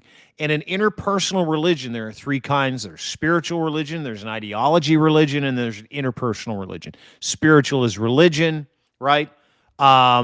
Ideology is an ism, could be nationalism, feminism. Those are ideologies. They're religions as well, right? All of the isms are religions. And then you've got the interpersonal, which is the cult of personality stuff. And it is the same playbook for every single person. The first thing you do is you tell a group of people you're willing to die for them. I'm going to do this for you. And then the second thing you do is you tell them I'm the only person that can save you from this hell that you're in. And everybody has different values, so you can literally target that at a group of people who do not like secular values. And that is exactly what he's done. He's gone after the religious right. He's gone after the evangelical community, the Catholics. He's done it with really hardcore cultural conservatives. And they're all lined up behind him because he's also attached a business perspective and a money perspective, and it's all hope. You give a bunch of people like that hope. You give a bunch of people who have nothing. You give a bunch of people who hate their lives because they're either dumb, they've been misled, or they're unwell. Hope. And you tell them, if you send me money, dude, it is televangelism 101. Send me your money and I will fight for you. Give me this and I will go do that for you. And it is time and time again, thousands of years of human history, the most proven method of being able to create your own religion or your own cult. And dude, it's happening in Canada too. And by the way, the LGBTQ cult, that is a religion as well. It is absolutely a religion. You tell people that you're going to go fight for them, give me money and government grants, line up behind me and I'll protect your rights. And we're going to go after those people. We're going to hurt that group of people. And we're going to tell people, listen, if you're not with us, you're against us. It's finding that common enemy, which is point number 3. Tell your group of people that you have a common enemy and your common enemy is my common enemy. And you're going to give me all your support and I'm going to go fight that common enemy for you. Well, then you alleviate any work on behalf of those idiots, right? Those idiots then go, fuck, awesome. Give that guy my money. Nailed it right there. The essence of everything you're talking about right there, you just nailed it. Because what he has done is he's given them a reason to be upset at why their lives are the way they are, which releases them from any responsibility. Big And I time. think we are back to the victimhood conversation. And I think that's who he's preying on. He's preying on the people that need somebody or something or someone else to blame for the reason why their lives have not gone the way they wanted them to go.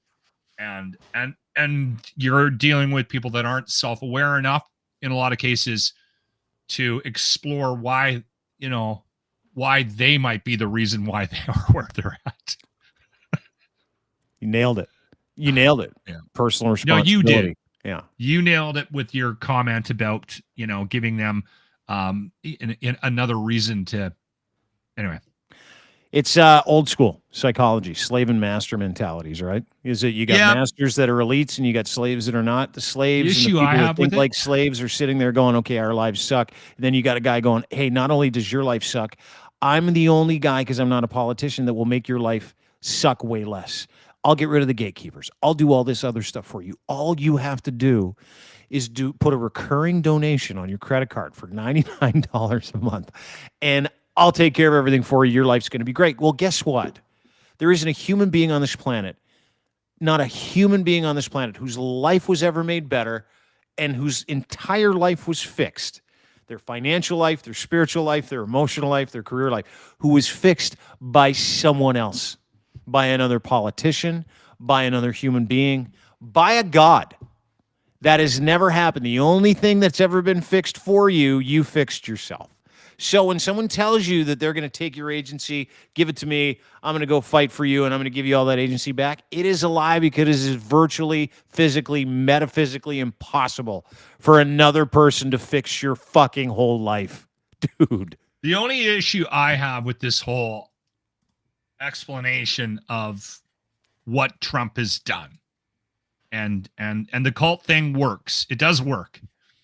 Where there's some loose ends that I have a tough time rectifying in my own mind, rationalizing here, is that what we need to do is you need to give Trump a certain amount of credit for his ability to do this.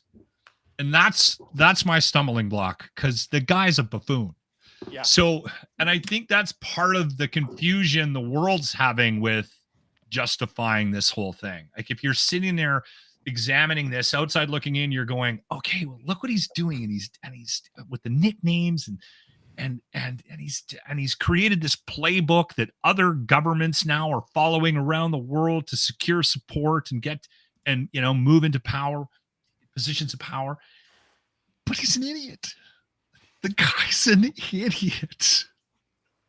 So it's hard. But it's it hard makes you because wonder you if have it to is give him a him, certain though. amount. You have to give him a certain amount of credit for what he's accomplished, even if you don't like it. Like, And being a that's- blunt instrument like that, most of us would have cracked under the pressure of Deep. like 1,000 charges in less than a year. Yeah. And this is going to be what's going to happen down the road. And I think there's a lot of outside influences that have helped him.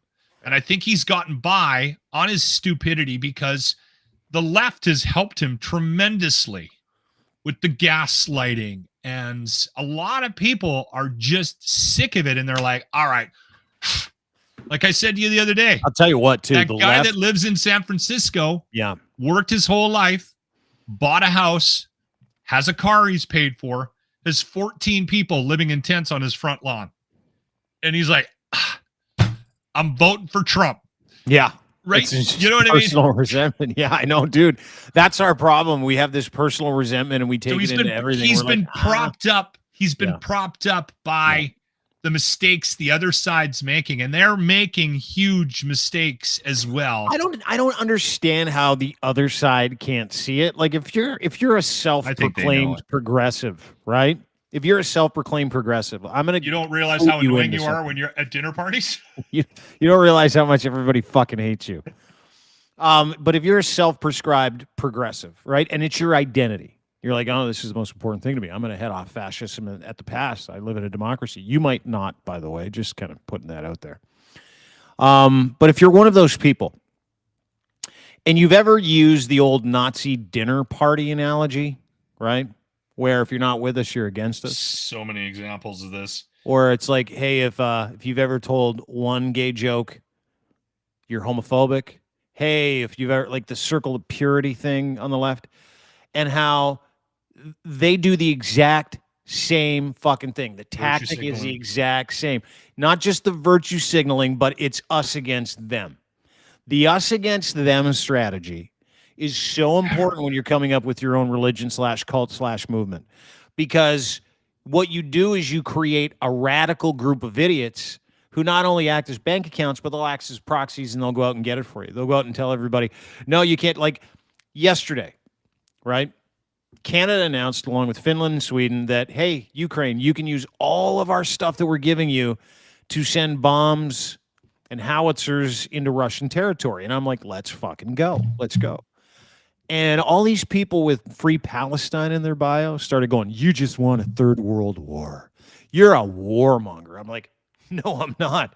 But I understand something, that it's high time that we start sending bombs into the other shithole. They shouldn't just come from one direction. We need to be sending bombs into that country to get rid of their infrastructure, and I understand that. You can say no. I'm going to say yes. But I'm watching these people from the progressive side, and it's the same thing. Once a warmonger, always a warmonger. So they want to create this idea that you need to be immediately invalidated by anything you said if they disagree with you, and that you need to be the new enemy. And so they do that with these catchy slogans, kind of like Trump does it, Polyev does it. Catchy slogans. The Nazi dinner party slogan might be one of my fucking favorites. If I was at a dinner party and after I left, someone told me there was a Nazi at the dinner party, I would suggest I was at a dinner party with 9 people and we didn't know there was a Nazi there. Would I invite a Nazi to a dinner party? No. But if I did and I didn't know he was a Nazi, it wouldn't necessarily make one. But that's how they do these things. That's Trudeau does it. Everybody on the left does it. It's like, that's them. We need to fight them. Well, guess what? They do the same thing on the right. They're right, so they can't understand how infuriating it is. And they're not right. In a lot of cases, the left is not right. That those people have their own values. You need to allow them to have their own values. It's militarizing those values and telling the straw man that that's the person that we need to go and fight. That's the problem. And we have it in fucking spades. And the other thing that we do too is that we make these blanket statements, and quite often this is the problem I have with what's happening, the conversation revolving on what's happening in the Middle East, right? And what we're not doing is we're not separating Israel, Palestine, and Hamas. It just, everyone's trying to talk around it and no one's separating the issues. And so when I get introduced to a conversation about it, I always back out quite quickly. You'll see it on this podcast whenever it comes up. I'm like, I'm out, because this is way more complicated than I'm capable of negotiating. But the Gaza-Israel thing, yeah, the second you go, oh, it's terrible seeing young children get murdered, they look at you and go, yeah, but you're okay with women getting raped? And you're like, dude, I didn't say that. I didn't say exactly. That. So it's been the same thing. It's any way that they can create some kind of issue, take that issue and then take it and use it against you, dude. And I said this in the podcast a while ago, right? We're in that time of our lives where even the stuff we don't say, we can get in trouble for it, right? Because I get this a lot. Where's your support for Israel? Where's your support for Gaza? I'm like, I'm out. I'm out. I don't want to. I'm going to choose to not talk about it at all, because where's your allegiance? Where's your allegiance? I got that one the other day, and I said, you know what, sir? My allegiance has always been to Canada and common sense. But so you can't not talking about this. Which you can't even support a Canadian decision one way or the other without causing some issue. Do you understand what I'm saying? Like, sure you can. You just don't have like to give I actually agree with how our government has handled the situation by not overcommitting on either side. Yes, I think they're caught in an impossible situation, right? But I think that we have done an okay job. I wouldn't know how else to handle it. So, and I'm not a liberal, but I think this government has actually done a half decent job in how they've tried to negotiate. Self-interest again, because you see people who are Jewish talk about how feckless he is. People who are Jewish who are in the entertainment industry, and I see it a lot, shitting all over him for taking the side of Hamas, and I'm like, he's never taken the side of Hamas. Wow, he's been pretty quiet about the whole thing. there was something with a aid organization. We had, yeah. yes, we had pulled support from that aid organization, and then we went back to it. And their point was, we have to do something. Do you know what I mean? Well, like, we can't sit by and watch. So we're gambling here in the hopes that even a percentage of what it is that we're trying to send to them gets and might help somebody. And listen, right? It's not that Lochlin and I or anybody else out there that chooses not to talk about it don't understand that Benjamin Netanyahu is a war criminal. We get it. We also understand that the leaders of Hamas are war criminals. We also understand that the people of Israel and the people of Gaza are the victims, not the people who are waging that war, right? So, to your point, the horrible thing about this, right? But to your point, we don't have any skin in the game, and so when someone says to you, and I see it from guys like Mark Saltzman, Dahlia Kurtz, I see it from a bunch of different people that are in the industry, is this unfettered support for their country and their people, but also the attacking nature, how they're going after people for not saying things. And when they do say things, they get their bricks and bouquets, right? And I'm like, man, it is entirely possible not to want to talk about that and to not be the problem, right? And you know what? I think But that's we live okay. in a time when It's kind of it's the safer way to negotiate this, Dean. I think is just, listen, I don't understand the history, right? And I don't. And here's the thing: I understand the history from a historical perspective. I really do. From Do you? In 1948, 1946, the agreement that was signed with France, England, and the United States. I understand it all. I know who the Palestinians are. I know where they come from. I know they are displaced. I get all those things. I totally understand it. I am still not willing to talk about it because I am not willing to be someone's foil in the industry or in the community. I don't care what community or industry you're from. I'm not willing to give anybody that support. I'm not. I'm going to support the people who want the same thing. Dude, Benjamin Netanyahu is to Israel what Donald Trump is to the United States. We all know that. Well, and I think what is not reported on in the West is the pushback he is getting from Israelis.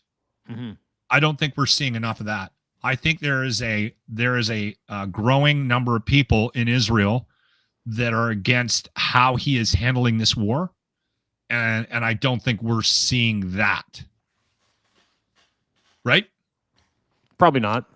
But yeah, every time I hear somebody that actually has the courage to jump into this conversation, I learn something about the whole mess that I never knew. That's why I'm cautious about saying I know nothing about the hit, because I realized how little I know about the area and about the history revolving around not just Israel and not just Palestine, but Egypt's role, Qatar's role, Jordan's, Saudi. Like, it Lebanon. is such, it is so crazy. Like, the history of the Muslim Brotherhood, the history of pop. Hezbollah, the history of Hamas, the history of man. not just Lebanon, but the fight that Lebanon has, Syria, the connection between Russia and Syria in that area, the connection between Israel and the United States. I mean, there are so many different parts to this that people don't understand. All they do is they sit there and occupy spaces at universities and tell everybody that you're a genocide. You're genocide adjacent. That's what I was called the other day because I didn't talk about it. You're genocide adjacent. I'm like, dude, I don't even fucking know what that means. I'm just choosing on. And here's the other thing: as a Canadian, this is going to sound really heartless. I don't really care. Like, what happens in the Middle East happens in the Middle East. I don't want what's happening in the Middle East to happen here. Like, we had a school shooting the other day at a Jewish school, elementary school. Someone at night came by, popped a couple bullets in the front door of the school. Yeah, and then they tried to light another mosque on fire. I mean, it is on. It is like anti-Semitism season in Canada because it's allowed to be, because the visuals, and this was the whole idea. There's also the Muslim thing is also happening. There's people are going after mosques too. Yeah. Really? It's happening on both sides. I didn't know that. Yeah, I think what what bothers me more than anything is if let's say I was Jewish and I identified as Jewish and I'm going to school at a university in in downtown Toronto or Philadelphia, somewhere in North America.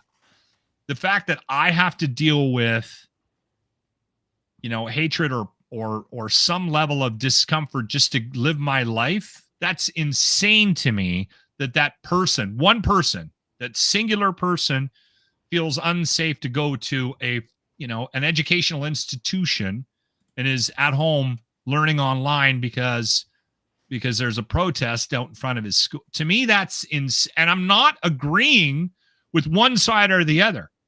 I'm saying that one person, that individual's life is changing because of a world conflict on the other side of the world. And I wish we were all able to just take a step back and go, all right, I can disagree with Hamas and think that needs to come to an end. I can disagree with how the war is being handled, and I can be Jewish, I can be Palestinian, I can be of that. You can think two things are wrong at the same time? Yes. You can do that? Weird. Yes.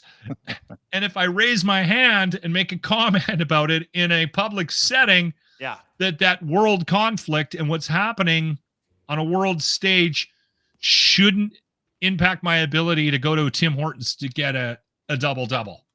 But it is. It shouldn't impact your child's ability to go to school safely.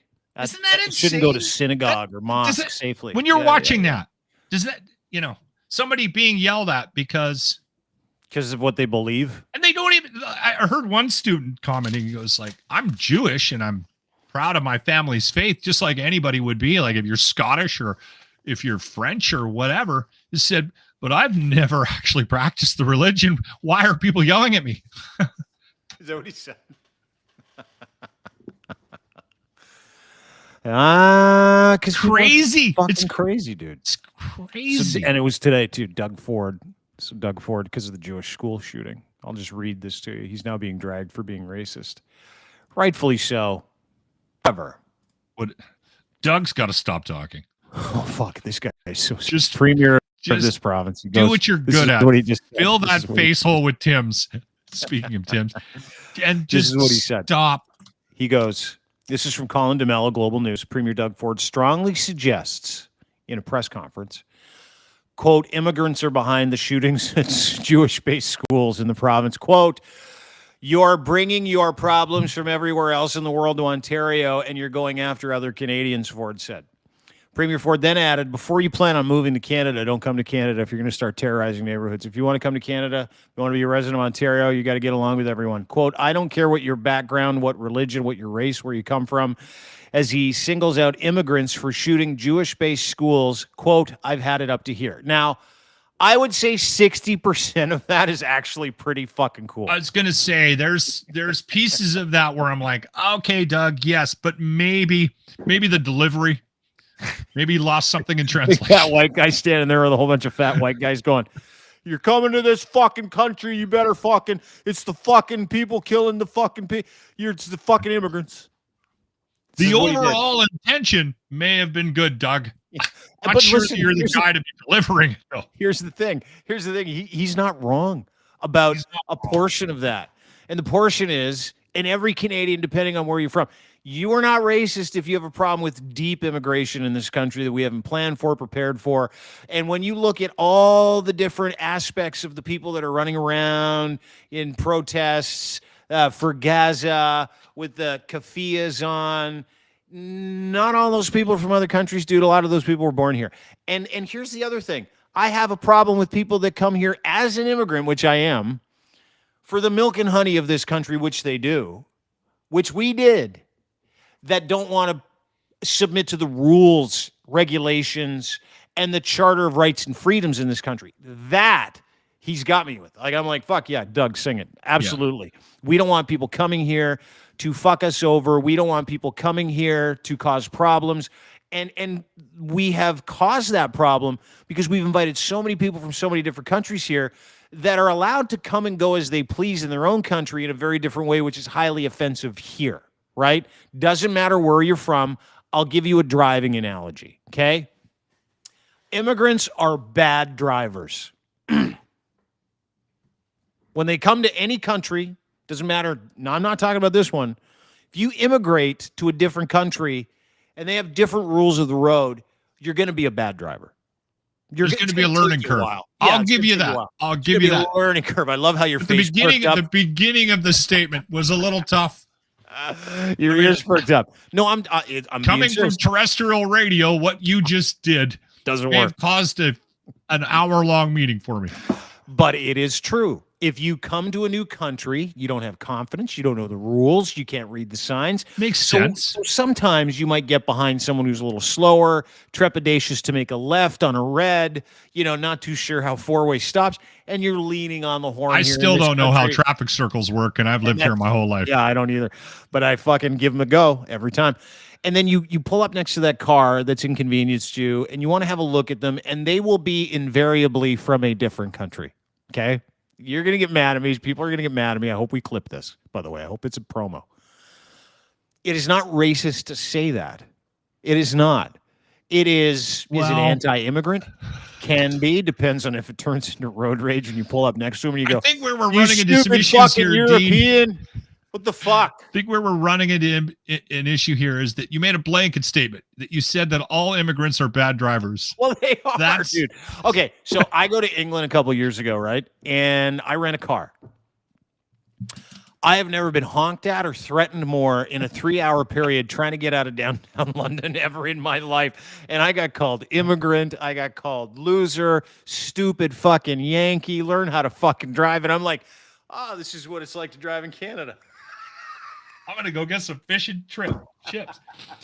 You know what? I have a problem with what? Here's the thing. I looked at those people that were giving me the finger, telling me I was an immigrant driver, go back to America. Fuck you, Whitey. Like, I got all that stuff. I looked at those people and I went like this. Totally get it. You're 100% right. I shouldn't be driving right now. Anything. I took zero offense to any of it. So same thing applies here. Like, you're allowed to say that, and you're allowed to say immigration is a problem. And Doug Ford is allowed to say that if you come to Canada, but what you can't do is say it's those dirty immigrants that are killing all you. Especially when you don't know. Like, he doesn't know. But he'll say it. May have been an intention in what you were saying. And when the white hood comes out. Goodness to it, Doug. You might not have been the vessel. My problem with immigration is they get free rent and free Toyotas. Like, why? Everybody, but they all get the same Toyota too. It's a Corolla. It's like 15 years old. I can count. Like, listen, I need all my fingers. I need all my digits to count how many times I've had people tell me in this province that the reason they have a problem with immigration is because they get free Corollas. It's like, where did that come from? They don't get free Corollas. It's that. I know. Here's the thing. I have asked someone this question who owned a car dealership. Why Toyota? Why Corolla? And it's come up multiple times. I'll tell you why. Because they run forever and they're great cars. People from other countries are smarter than us. Why didn't I get a Corolla? I've actually had somebody say that to me. I could use a new Toyota. Why did they get one? I've been here my whole life. And you didn't get a free Toyota Corolla? Yeah. Yeah. Working my balls off in this province. Move out of the country, come back. And you come here from Europe and they just give you a free car. Like, I'm like, where did that come from? Ignorance, generally speaking, right? Same reason why Doug said what he said. He's like, I've had enough of these school shootings. Totally agree. On point. We can't make Canadians be fearful of living in their homes. Totally agree. On point. Good. It's the fucking dirty Muslims that are doing it. Bad point, Doug. Bad point. Bad. You went on. The wheels are falling off the bus. Anyway. He's right about that too. We should be able to live here and everybody should be able to get along, right? You should. But we I've always maintained that that on some level I think most people adapt to their new surroundings. Like, if I move to, I don't know why, I've always had this idea, I've said to the wife countless times, I want to go to Portugal. I don't know why. But Oh, I think dude. I would attempt to try to learn the language. Do you want to? No, and you'd never I be would- able to learn Portuguese. I've It's so been hard. told that, but I would Yeah. try to find a way to communicate, and I would try to be. It's the same thing. Like when I moved to Edmonton, I wasn't an Oilers fan, and I mean this is kind of a weak example, but I became an Oilers fan. Now we cheer, like we get excited that they're in the playoffs, right?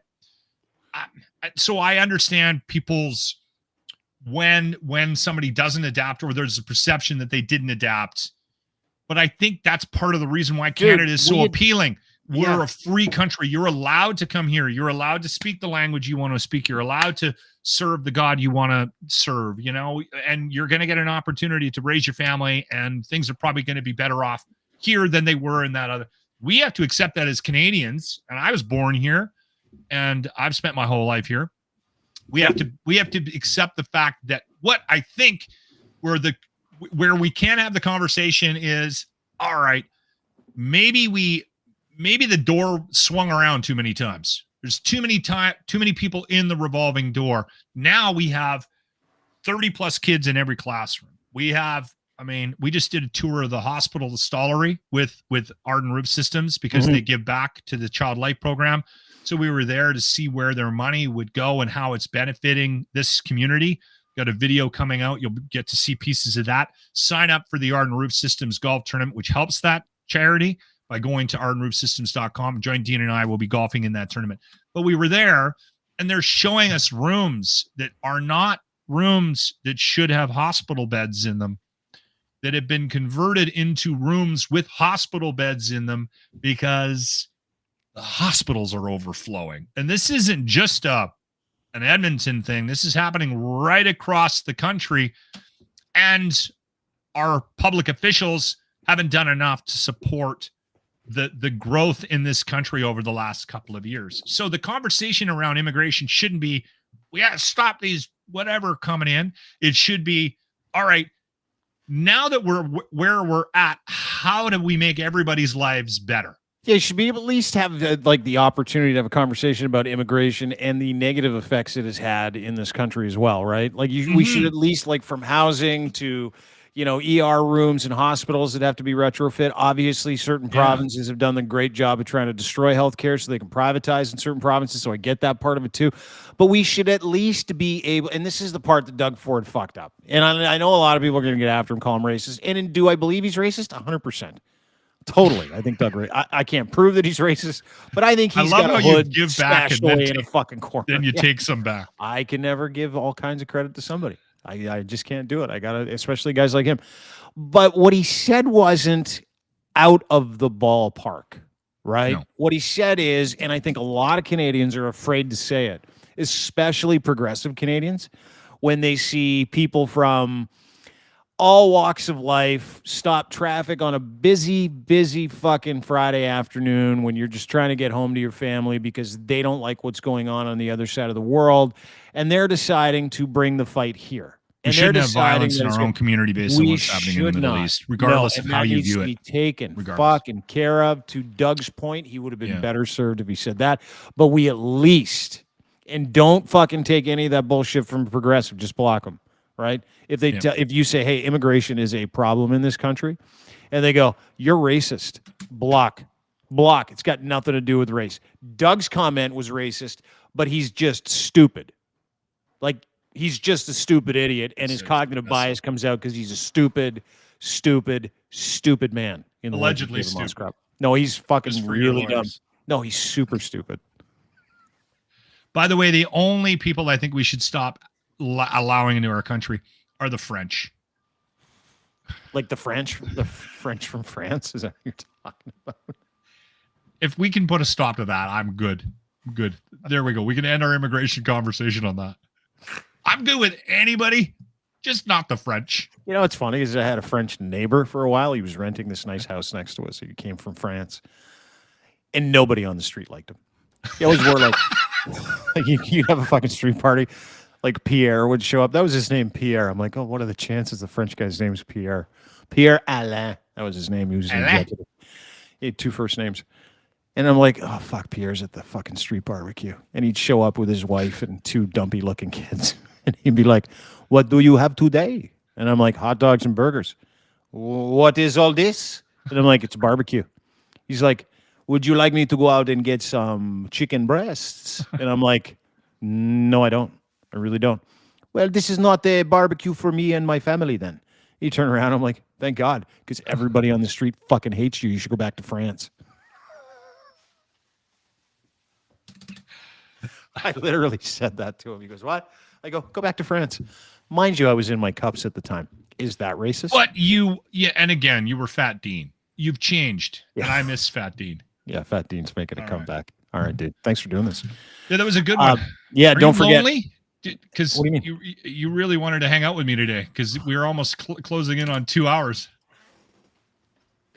Well, you were a little late. I was a little late. That's my fault. We had some issues. We had some a couple of small tech issues. Dude, I love spending time with you. I love chopping it up with you. And I'm glad we can get through some serious shit too. Let's cover abortion tomorrow. Let's cover abortion. That you know what? And again, that's kind of like I appreciate where we have taken some of these conversations in the last I'd say 6 months.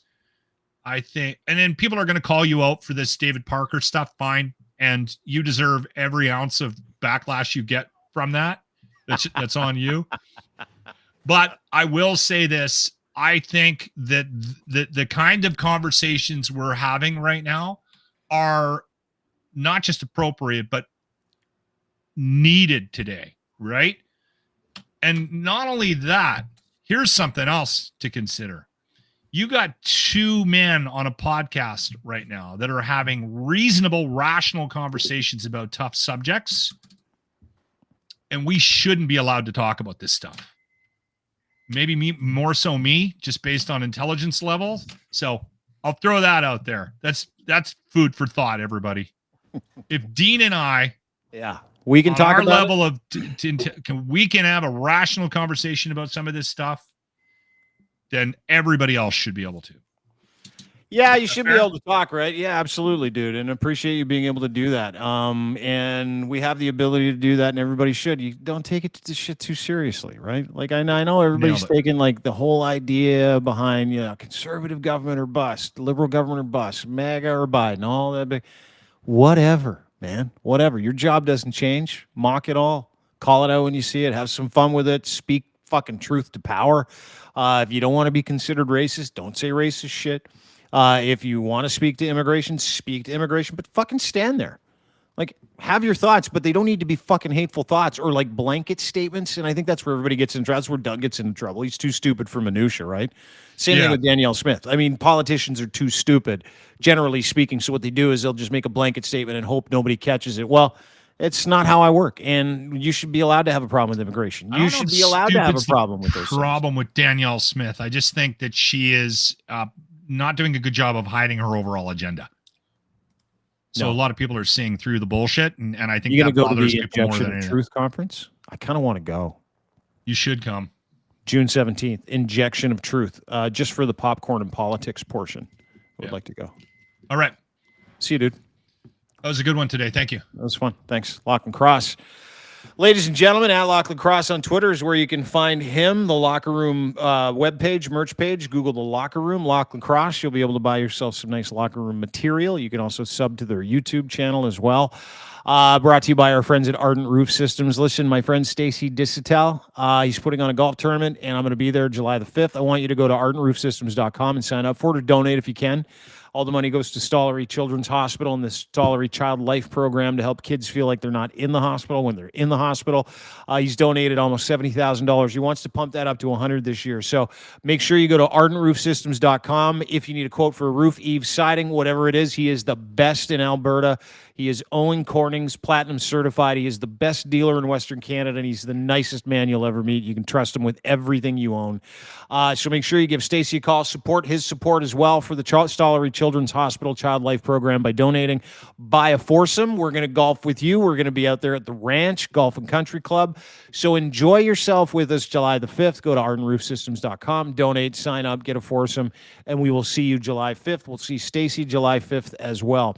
Thanks to our friends at Cantork for making this possible as well. Colin and his group. I had dinner with Colin and Alex Tagliani last week. Alex and Colin worked together on the Pinty's NASCAR race team, the Tagliani race team. He's a sponsor, as is Cantork, and he's got incredible torque wrenches that he distributes worldwide for very specific issues. They make rugged, hardworking torque wrenches the world over, and they're Canada's leading industrial tool experts, the best in sales, service, rentals, calibration, and maintenance, as well as, of course, custom fabrication of an industrial torque tool solution. Loosening, fastening, you don't know what you're doing because it requires something that hasn't been made yet. That's where Colin excels. And he makes torque wrenches for heavy industry worldwide out of Edmonton, Alberta, Canada. That's where he manufactures. Go to cantork.com, check out their new podcast, check out their new product line, check out their services and their new website, cantork.com. Again, cantork.com. Check them out today. As always, brought to you by the ladies at Muse and their new podcast called Muse on the Mic. You can go and get it at Patreon. Give them a couple of bucks and you get the uncensored version of Patreon. The free version is a YouTube. That is censored. Patreon is not. Learn about the industry. We just had them on the show. I love these ladies. 15 years. Are celebrating the first week of June, being in business, protecting women in the industry, advocating for women in the industry. So go to Mushe Massage Spa for more details. Download their podcast wherever you get it, including Crier and the audio version. Anywhere you get your fine podcast, go to crier.co for more details. And brought to you by Fact Check, the world's best disinformation killing software, faktchek.io. We've got scientists, journalists, evolutionary psychologists that are, we can probably kill disinformation in its tracks if we tell people who did what, where it came from, if it was paid, and give you the full epistemology so you can have full agency of control over everything that you read online. Go to faktchek.io and check them out today and sign up for their beta program. They need beta testers. That's right. They need you to test their shit. So go and break it for them. Become a verified fact checker at factcheck.io. Do you believe? Have a fun day, everybody. Thanks for doing this. Thanks to Lochlin. Thanks to M. Thanks to Riley for joining us as well today. We'll see you right here on this very program tomorrow. Have a fucking great week, everybody. Mini Friday, Thursday. It's the weekend. Bye, y'all.